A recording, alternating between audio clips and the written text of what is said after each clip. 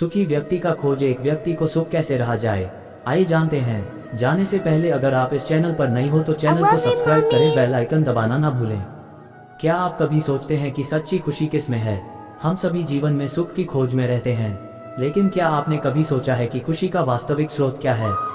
इस कहानी के माध्यम से जाने कि सच्चा सुख हमें कहाँ मिलता है और इसे पाने के लिए हमें क्या करना चाहिए।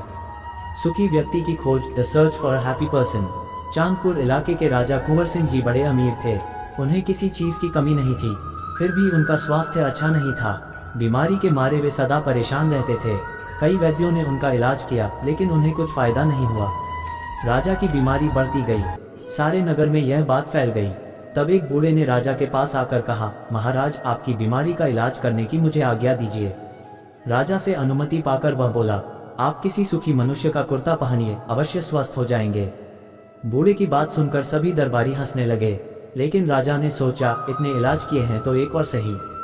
राजा के सेवकों ने सुखी मनुष्य की बहुत खोज की, लेकिन उन्हें कोई पूर्ण सुखी मनुष्य नहीं मिला। सभी लोगों को किसी न किसी बात का दुख था। अब राजा स्वयं सुखी मनुष्य की खोज में निकल पड़े। बहुत तलाश के बाद वे एक खेत में जा पहुंचे। जेठ की धूप में एक किसान अपने काम में लगा हुआ था। राजा ने उससे पूछा, क्यों जी, तुम सुखी हो? किसान की आंखें चमक उठी, चेहरा मुस्कुराया। वह बोला, ईश्वर की कृपा से मुझे कोई दुख नहीं है। ये सुनकर राजा का अंग अंग मुस्कुरा उठा।